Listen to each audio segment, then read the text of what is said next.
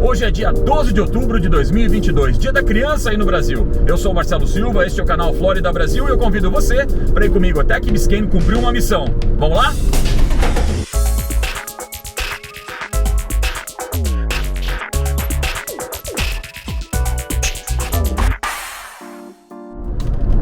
Vamos aproveitar nossa viagem para falar um pouco sobre as estradas americanas, né? A gente fala assim, deve ser um sonho viajar de carro nos Estados Unidos. E de fato é. As estradas são realmente muito boas. Por exemplo, se você tem de uma cidade para outra, onde existem duas rodovias, uma delas não pode ter pedágio. Então, digamos, de Miami para Orlando, né, existe a I-95, que é a Interstate, essa não tem pedágio. E tem a Turnpike, que tem pedágio. Aí você vai falar, uma é melhor que a outra? Não é. A diferença é que, como uma é paga, normalmente ela tem menos trânsito que a outra. Mas as duas fluem com a mesma velocidade, com excelente qualidade de pavimento, realmente vale a pena. Às vezes eu, por exemplo, prefiro às vezes viajar pela 95, porque ela me leva mais próximo de onde eu estou indo. Hoje, por exemplo, eu estou viajando pela Turnpike, mas daqui a pouquinho eu vou pular para a I-95. Por quê? Porque eu não preciso pagar os pedágios que ela me cobra para me levar para o mesmo lugar que a outra leva. Então é assim, é muito interessante o sistema rodoviário dos Estados Unidos.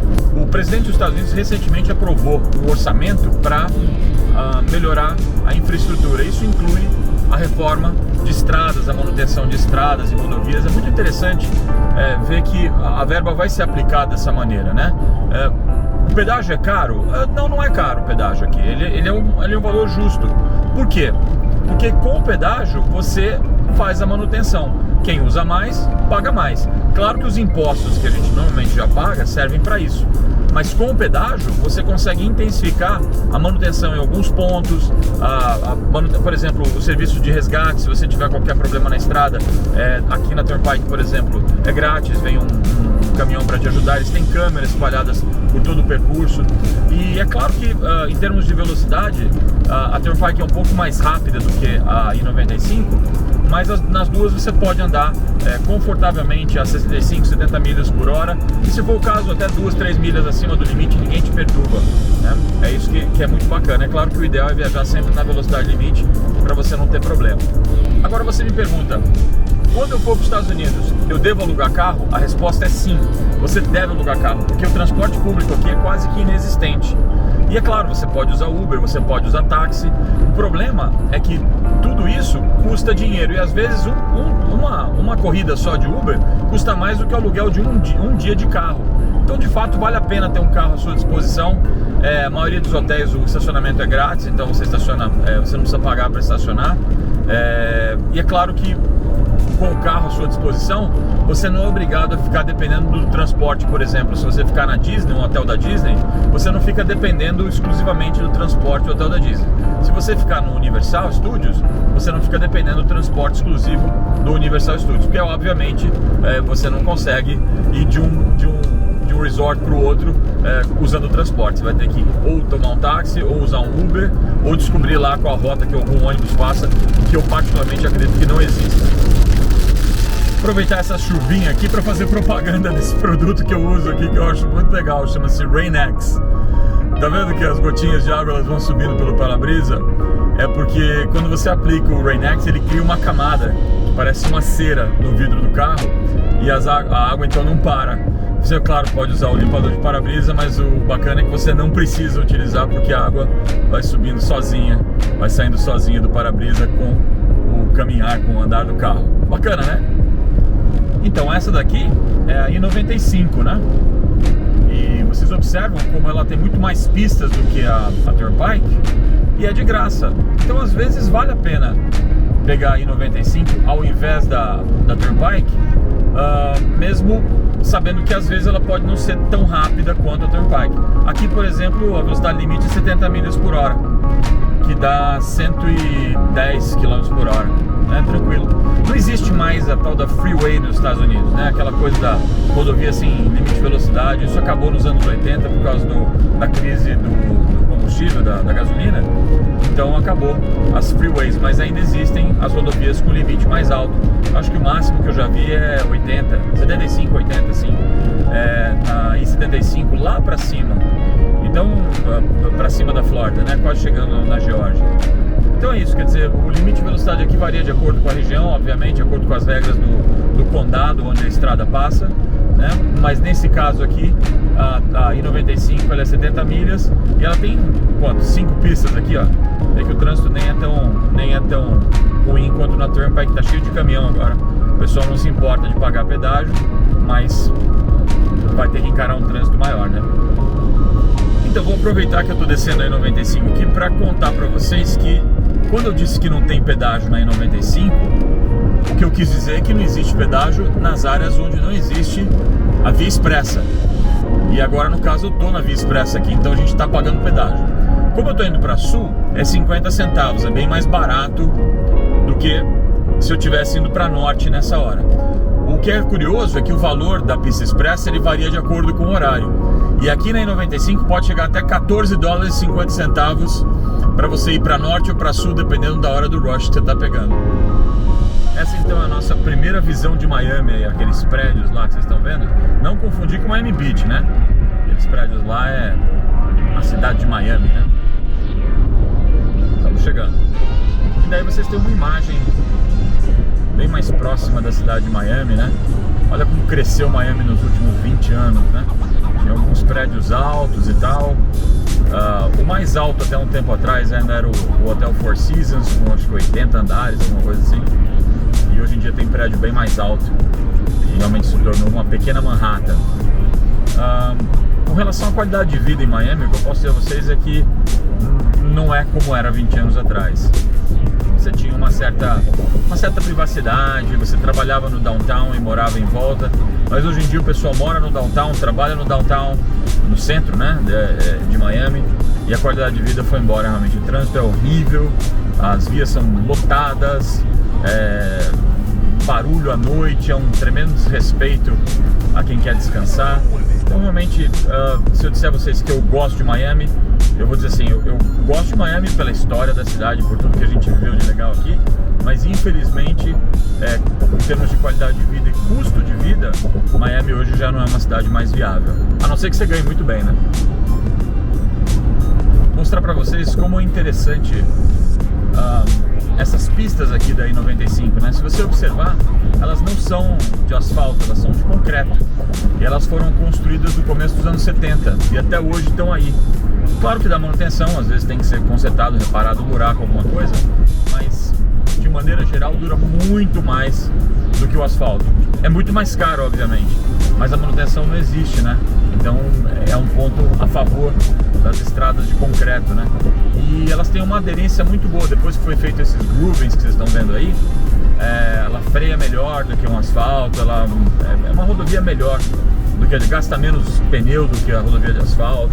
É bem interessante isso.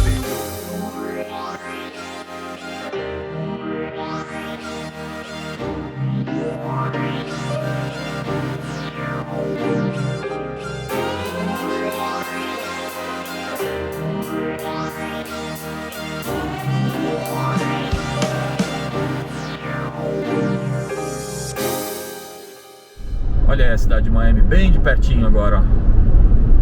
Nós vamos passar do ladinho dela.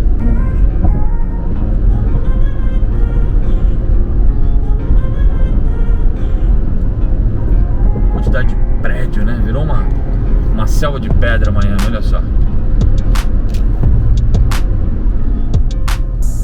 Atravessando aqui o pedágio então da Causeway, né? A Causeway é qualquer rodovia que atravessa um corpo de água, pode ser uma ponte, pode ser uma pista expressa. Essa daqui é uma Causeway, nós estamos atravessando a Causeway aqui de Key Biscayne. Nessa área aqui à esquerda, né, existe um estádio aquático, chama-se Water Stadium, e esse estádio foi utilizado no filme do Elvis Presley, Clambake. Foi gravado aqui em Miami. E como vocês estão vendo aí na imagem de vocês, tem uma série de cenas que foram gravadas aqui. Já aqui à direita, onde a gente está passando agora, é o Miami Seaquarium. É o parque aquático de Miami. Quando a gente ouvia o Silvio Santos falar, mas é os golfinhos de Miami, são os golfinhos aqui do Miami Seaquarium, que ainda tem, além dos golfinhos convencionais, eles têm golfinhos do Pacífico e eles têm uma baleia orca que chama Lolita. Ela já tem mais de 40 anos que ela vive num tanque que é do tamanho de uma piscina, só pra vocês terem uma ideia. E assim mesmo ela faz o show todo dia lá pra agradar a galera. É uma judiação, né? Mas enquanto o ser humano não começar a parar de caçar, não adianta devolver esses seres pro mar, porque eles não vão sobreviver, obviamente. Nessa rua aqui vocês já devem ter visto alguns videoclipes. Um deles é esse aí que vocês estão vendo na tela de vocês, com Will Smith. Welcome to Miami. Foi gravado aqui.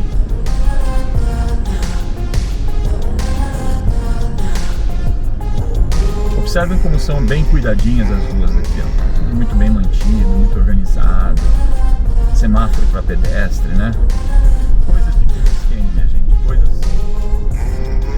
Se você curte a coisa de imóveis, investimentos imobiliários e tal, Key Biscayne é um lugar ótimo para isso, sabe por quê? Porque não tem mais nada aqui por menos de 2, 3 milhões de dólares. Nem uma casinha. Nem um apartamento aqui, talvez por menos de 2, 3 milhões de dólares. Chegando aqui no Grand Bay Residence, que na verdade é o Ritz-Carlton Key Biscayne.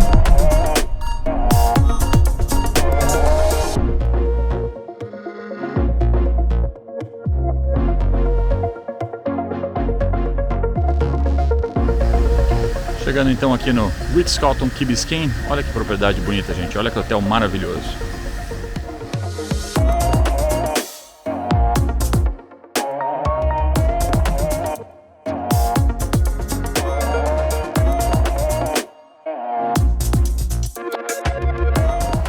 Meus veículos já estão todos aqui. Nós estamos prontos para partir. Quando o pessoal chegar é só embarcar. Tá aí uma das coisas interessantes aqui de Miami, olha só. É o Duck Tour. É um passeio que começa em terra e acaba na água aqui em Miami. Muito legal, né, gente? Aí, ó. Duck Tour. Então, eu tô nesse lugar bem legal aqui em Miami, chamado Wynwood, em frente a um restaurante novo chamado Cerveceria La Tropical, para mostrar para vocês e contar um pouquinho para vocês a história desse lugar, né? No ano de 2004, a cidade de Miami passou a receber o Art Basel, que é um dos maiores eventos de arte do mundo. Ele acontece em 2 lugares, aqui em Basel e aqui em Miami, né? E se eu não me engano agora tem outros lugares também. E o que acontece? Eles sempre precisaram de locais para receber, para fazer as exposições deles. O problema é que Miami já está muito cheia e com falta de espaço, fora o preço do metro quadrado aqui para exposição é muito alto. Então o que foi feito, o que foi realizado, né? Alguns desses artistas que precisavam de espaço para fazer as exibições, as exposições deles, então começaram a buscar áreas que estavam relativamente abandonadas aqui na região de Miami para poder fazer então e expor a arte deles, né? Claro que tem lugares que eles não conseguiriam pagar para fazer a exposição deles, então foi oferecido de graça uma parede, um muro, né? Ou que tivesse lá disponível para poder então fazer, para eles poderem fazer a arte deles. Olha que bonita essa daqui, ó. Muito legal, né? Olha só. Tem muito mais, gente, é um bairro inteiro assim, tá? Então era uma área muito, vamos dizer assim, caidinha aqui de Miami em termos de qualidade de vida. Eram só depósitos e warehouses, onde as pessoas guardam coisas, as companhias guardam coisas. Então foi feito uma negociação entre os artistas, diretamente entre os artistas e os donos desses murais aqui, dessas áreas aqui em Miami. Olha que bonito aquele tigre lá, para poder então eles mostrarem a arte deles aqui. Então uma área que era completamente abandonada de Miami se tornou o polo de arte hoje, chama-se Wynwood. E para vocês terem uma ideia, hoje talvez seja um dos metros quadrados mais caros aqui de Miami. Antigamente você parava o carro aqui e esquecia, não tinha nenhum problema. Hoje em dia é tudo muito caro, você tem que pagar estacionamento, pagar valé. Para você estacionar aqui hoje no valé não custa menos de 30, 40 dólares. E é assim que funciona. Uma área que estava completamente destruída. Olha o que é revitalizar uma região. É pegar uma área que está literalmente abandonada e sem nenhuma perspectiva de melhora e transformar num polo de turismo e alimentação e diversão. Isso é muito característico do americano, né? Pegar uma área que está embaixo e fazer algum trabalho bem legal. Eu vou até sair daqui porque, evidentemente, o caminhão da cervejaria Tropical quase... Ele precisa passar aqui, né, gente? E essa então é a cervejaria La Tropical, aqui em Wynwood. E os muros deles também se tornaram obras de arte.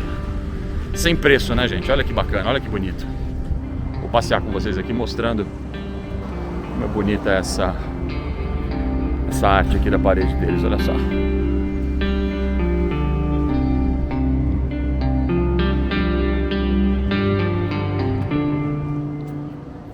E aí, estão gostando de Wynwood? Deixa aí o seu comentário, deixa aí o seu like, se achar que merece, obviamente. A gente sempre que puder vai estar trazendo para vocês o que há de mais interessante aqui em South Florida, aqui no sul da Flórida, né, gente?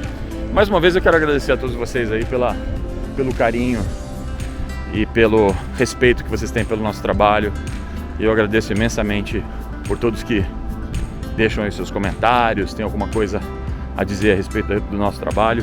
Eu agradeço realmente muito a vocês por tudo que vocês têm proporcionado a gente. Obrigado. Esse então foi o vídeo de hoje. Peço a vocês que deixem então seus comentários aí a respeito do nosso passeio aqui em Miami. Se foi um passeio legal, se não foi. Se vocês têm alguma pergunta, se vocês querem saber mais sobre alguma coisa aqui, deixa eu saber. E obrigado pelo carinho de sempre. Até um próximo vídeo.